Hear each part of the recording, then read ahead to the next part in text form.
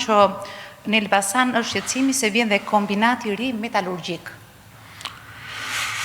Nuk jam në dijeni të ndonjë kombinati të ri metalurgjik, me thonë drejtën, kështu që i duhet thënë të lidhet me Luciano Pavarotin nga Elbasanit. Ndërkohë, përsa i përket transportit, me që jemi të transportit, të tunelet, të rrugët, të mesajet, kam disa mesaje të reja që dua t'i ndaj me ju. Mesazhi i kapitullit të 14 të negociatave thot politika e transportit.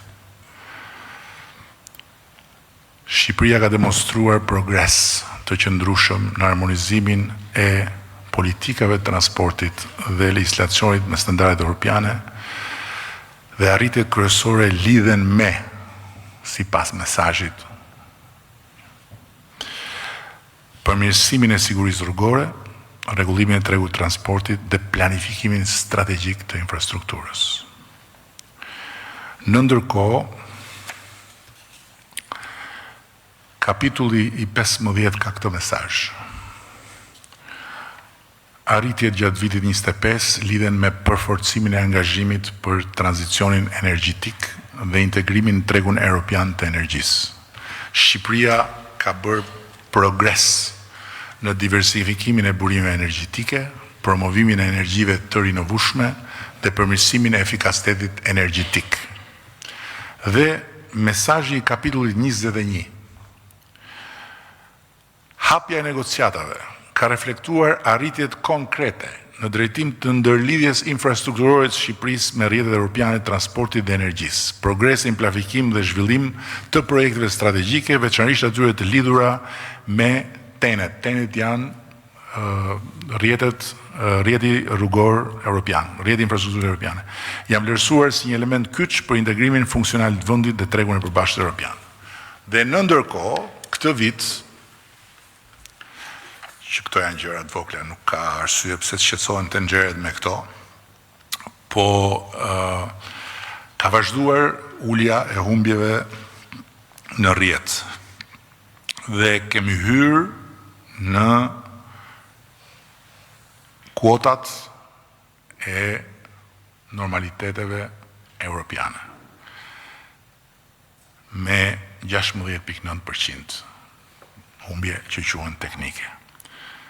Këtë vit ulëm çmimin e energjisë me 10.5% për konsumatorët familjarë.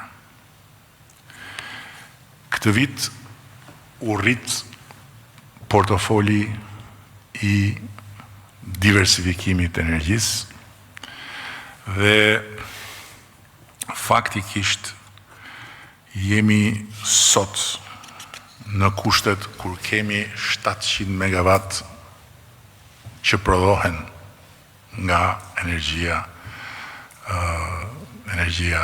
diellore. Dhe nga ana tjetër, këtë vit kemi hedhur bazën dhe për vendosjen e macëve inteligjent,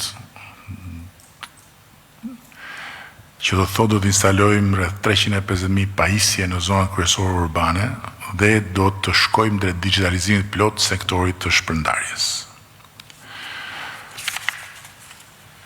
Mos harrojmë se 700 megawatt kapacitete të instaluara fotovoltaike dhe 400 megawatt të instaluara nga vetë prodhuesit, për ata që i përdorin për nevojat e tyre, janë 1100 megawatt plus në portofolin energjetik të Shqipërisë.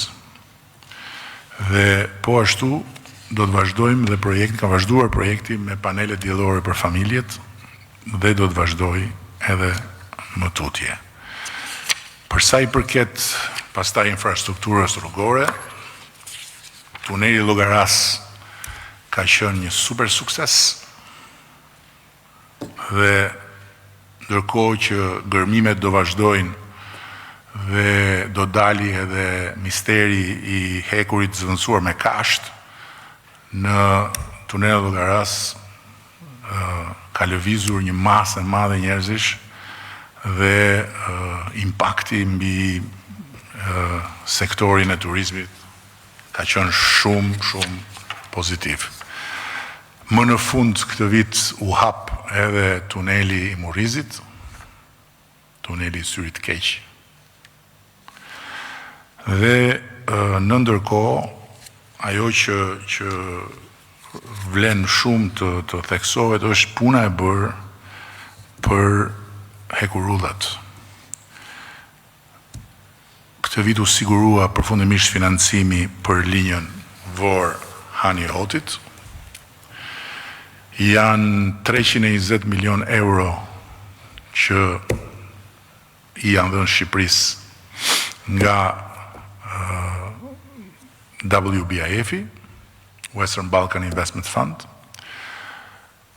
Ka vazhduar konsolidimi i koridorit 8 hekurudhor, një projekt me rëndësi rajonale dhe europiane. Segmenti Durrës-Rogozhinë është mbështetur me 120 milion euro, ndërsa për segmentin Rogozhinë-Pogradec deri në kufi Maqedoni e Veriut është në përfundim faza e projektimit të detajuar që është baza për financimin e ndërtimit.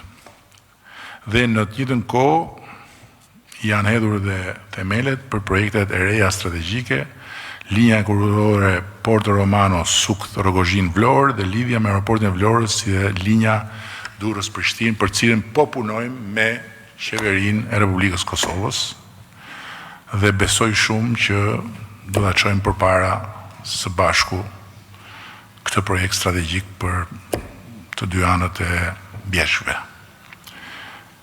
Këto ishin mesazhet që nuk kanë dalë akoma nga infrastruktura.